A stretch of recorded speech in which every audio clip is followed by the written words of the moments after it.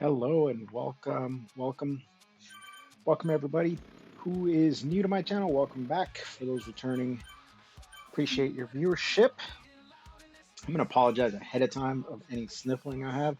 I do have allergies, and especially after taking a hot shower, my allergies do tend to act out as everything gets loosened up. So as I start to say that, I ended up having to sneeze. So this is ZRL, the now infamous um, Glyph Heights stage. And boy, oh boy, for my first ZRL, official ZRL race, not just a time trial, this was brutal. As you can see, we're hot out the gate. I'm doing my best to stay on the back of this group, not trying to go to the front, even though I end up floating to the front, um, just because the wattage that I was hitting kind of pulled me forward. And I'm on the Felt FR, which I haven't ridden in a long time. A bike that I, really started racing with and I appreciated. And the Pinarello came along, and the Pinarello Dogma F2024 really is a great bike, great all around bike. But I wanted to, since there's so much climbing in this stage, I wanted a bike that I know I can climb with. And so I chose the Felt FR with the lightweight wheels, which made it a little bit harder to keep up with this group. Um, I know I've done some testing with, with the other, with the disc wheels and with the lightweight wheels, and in certain scenarios, they do have their advantages. In this case, though, I do feel like trying to stay with the group, um, especially when you're a heavier rider. I'm 88 kilograms, and you have a lightweight setup. Um, as you'll see, like when I slow down my pedaling, when I, bring my watts down, I almost immediately start to drift backwards. So that forces me to kind of keep my wattage up into the mid 200s, 250s, upper 200s, 270s around there.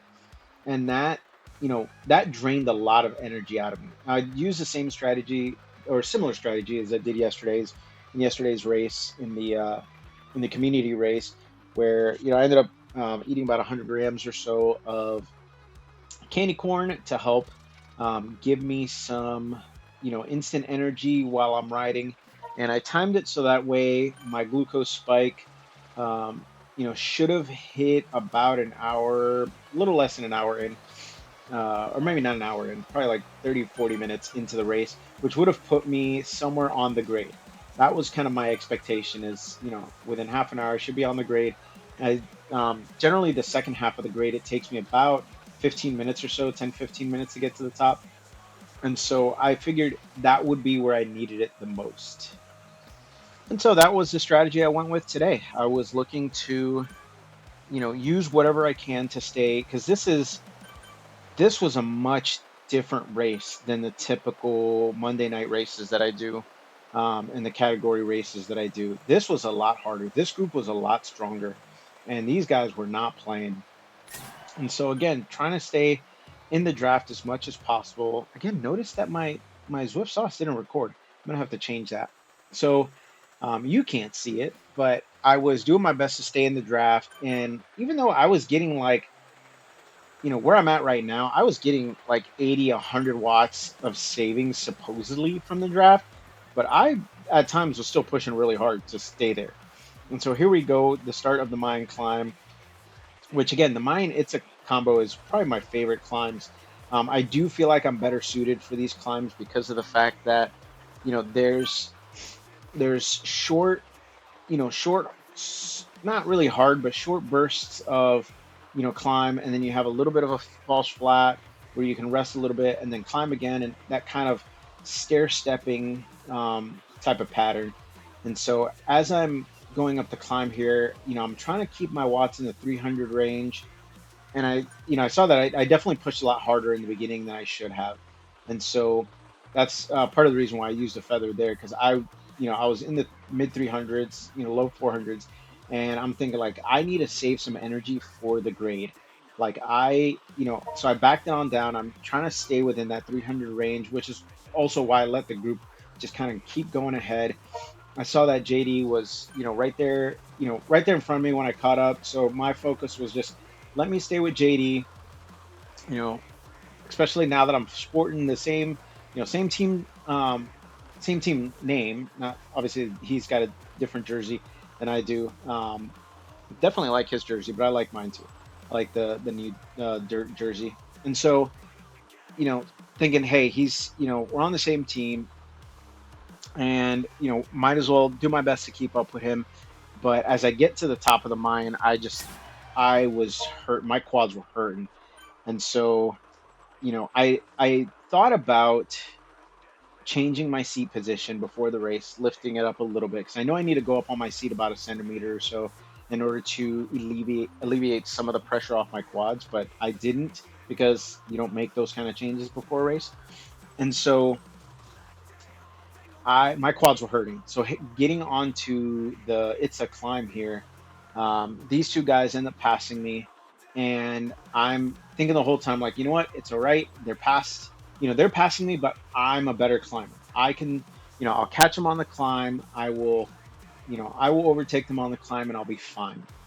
And but my quads were on fire at this point. So I'm trying to rest while I can on the flats or on the downhill for for this climb. And they end up getting some distance on me. I'm keeping an eye on where they're at. Right now they're about 10 seconds ahead. And my focus is I'm just going to keep riding my ride. I see where they're at. I'll see how far they end up getting in front of me, and I'm just going to keep pushing. Now, as usual, keep my I keep um, my hardware settings at 100% trainer difficulty. And the reason why I'm pointing that out, because in a few minutes' time, there's going to be a whole conversation that I'm expecting to stir up a little bit of trouble, um, or a little bit of controversy on, but I'll save that for when it comes. So here we are going up these little undulations on the it's a climb, which again I feel like this is my like I'm suited for these climbs, these short little punchy hits where I can hear these two guys come back up. The one guy in purple in the I think it's the ATR or ATP jersey. He was stopped at some point, so I'm wondering if he stopped because he wanted to let this group catch up and get together. And so, they ended up catching up to me. And when they caught up to me, I kind of panicked a little bit. I was thinking like, oh man, maybe these guys are a lot stronger than I thought they were. As you see, my watts are in the upper 100s, low 200s. I let them go around, and I'm thinking, okay, let me hold on to their wheel for a little bit on this part so I can recover a bit, and then I'll take them at the top of this climb. Again, I feel like I know where to put, where to use my feather. I feel like I know, how to navigate this climb. Because again, I feel like this, short punchy, short punchy sections of these climbs is what I'm suited for. So as we start going up, I start, reeling them back in.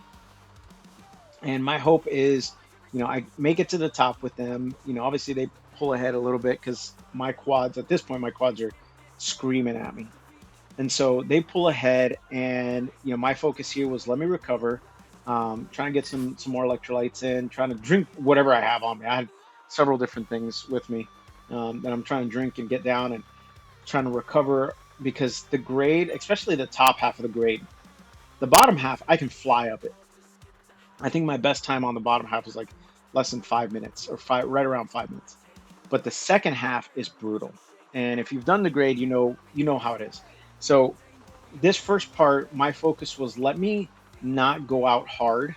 Let me stay in the mid 200s, upper 200s, because I thought I could hold the upper 200s the entire time. But as you'll start to see, my cadence starts to slow down. I'm out of the saddle, trying to do whatever I can. You can see it in the video thumbnail. I am drenched in sweat. I am so hot at this point. My legs are on fire. I honestly feel like I'm starting to like physiologically collapse. So I'm at, 50 RPM right now, holding, mid 200s past this one guy, who you know, I passed him and I was thinking, okay, I got one. I just keep this pace up. I can stay, stay on. That was my my sweat took a screenshot for me. And so I thought, I passed one guy. I can keep this up. And as you can see, my cadence is slowly starting to drop. And as it's dropping, my trainer starts to get harder and harder to turn over. And you can kind of see it in my legs a little bit, even though the video is sped up. You can kind of see it in my legs a bit. It is getting harder and harder for me to turn the pedals. And I stop. And then I stop again. In a little bit, you'll see, because it is just so hard for me to turn my legs over. I'm sitting, I'm standing, I'm doing whatever I can. At this point, the 10% is not that difficult for me. I can do it. I can definitely manage it. I've done this climb many times, especially with my new trainer. I've done it many times with my new gears. I've only done it, I think, twice with my new gears. And so as you see here, I took a long rest. My legs were hurting. And I kept thinking about I was starting to get frustrated because I was wondering what's going on. I'm having such a hard time turning the pedals over. And as my cadence starts to drop, especially as you see, I'm in the mid 200s, my cadence is dropping into the mid 40s, and it's almost like my trainer resistance ramps up, and it's just becoming increasingly difficult for me to turn my legs over. And so, as you see here, I get off the bike. I end up changing my trainer difficulty from 100% down to 50. And now, the reason why I mentioned that earlier is because I've heard many people talk about, oh, trainer difficulty doesn't matter. Your watts are your watts. You'll see here, and this is what I believe, you'll see here that trainer difficulty does matter. Like I mentioned before, I was in the mid 250s doing 40-ish RPM. I get back on, I'm doing mid 200s again, but at 75 RPM. It felt infinitely easier to do this. It still hurt. Don't get me wrong. It was not like, I wasn't, cruising up like I was on a Sunday stroll, but it felt infinitely easier to hold 250 watts at 70 RPM, 75. Like I'm in the mid 70s, low 80s, around there, than doing it at 44 or 50 RPM. And so I ended up catching this guy again, which I was hoping he would catch up to me once we got over the top of the the grade, because he didn't stay that far behind me. And I honestly, if we would have stayed together, I was gonna let him essentially cross the line first, because I feel like changing my trainer difficulty, I feel like in a way was cheating. It isn't cheating, per se. It's no different than changing out a bike. Or the whole purpose of the trainer difficulty is to allow you to essentially modulate your gear ratios for people like me that don't have virtual gearing. So I live in South Florida. I have a 5339 front rings and a 2511 cassette, Shimano 105 cassette. That is perfectly suited for my area. I live in South Florida. The highest elevation we have is like less than 1% incline in terms of bridges and stuff. So it's not difficult for me to surmount that with the gears that I have. I can cruise up. At least when I used to ride outside, I could cruise up bridges without a problem. In my 39 tooth ring up front, and so that's a main purpose for having the trainer difficulty, so you can modulate what your gearing is without needing virtual gears. But what it actually does is it changes the percentage value of the incline. So if you're riding at 10%, if you're riding uphill at 10%, that 10% is supposed to feel like 5%. And for those of you who ride a lot, know that 250 watts at 5% is significantly easier than 250 watts at 10%. And like I mentioned before, if you look at my cadence, holding 250 watts at 80 plus, 80 RPM, 75, 80 RPM was a lot easier to do than holding that same wattage at around, upper 40s, low 50s.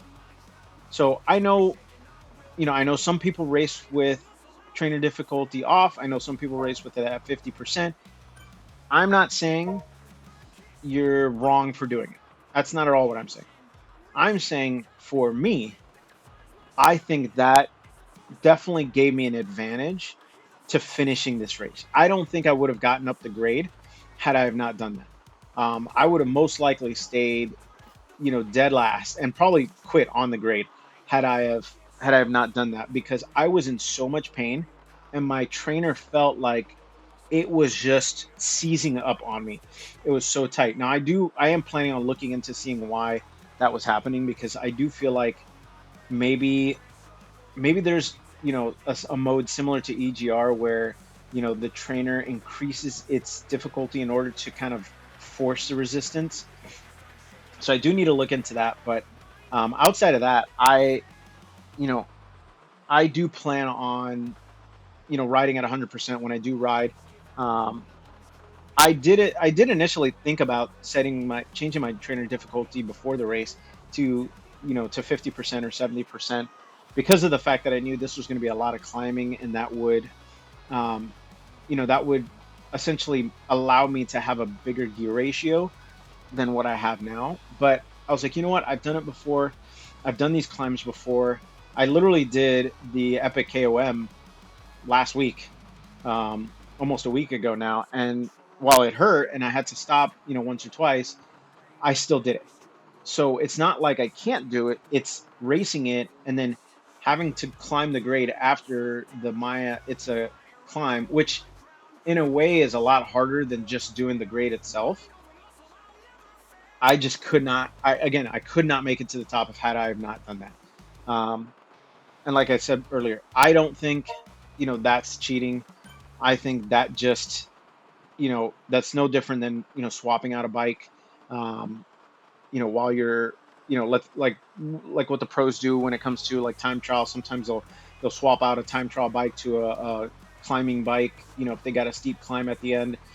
I kind of look at it that way, where it's like you're giving yourself the most advantage you can for the type of race that you're riding. Now, do I think I'm going to do that all the time? Maybe, maybe not. Maybe it's a strategy that I might incorporate in the future. But my goal is to get stronger. My goal is to get better. So if I have to ride at 100, if I have to race at 100% in order to do that, then I am. That's my focus. Um, because again, I do feel like riding, doing 250 watts. Like you'll see here, I hit 500 plus watts on this climb at 80 something 90 RPM.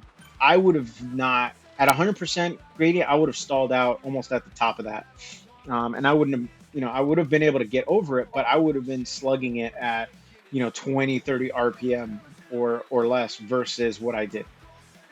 And so I definitely I'm going to open it up to the community. I'm going to leave it up to the community to kind of make the judgment call. Do you think that's cheating? Do you think that's not cheating?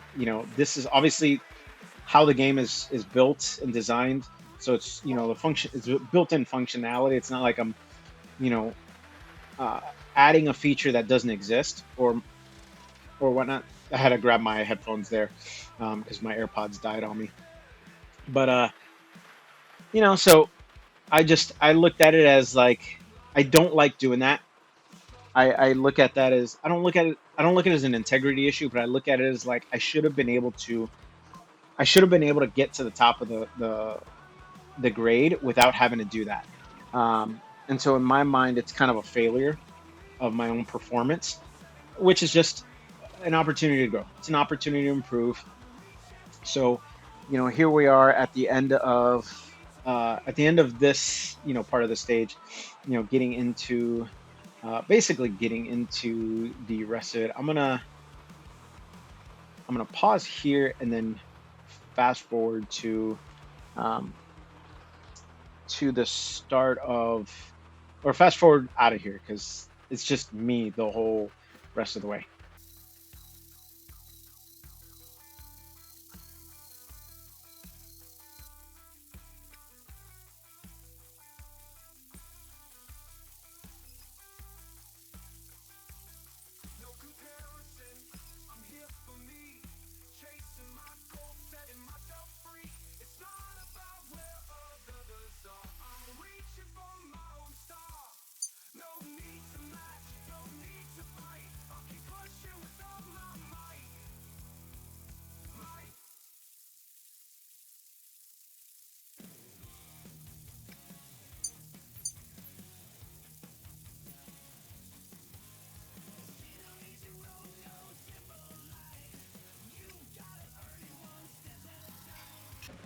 All right, so now that I'm getting through the rest of the jungle, I decided to fan view JD as he was coming up towards the end. I heard him mention that he was starting the climb, so I wanted to fan view him since I knew I wasn't going anywhere.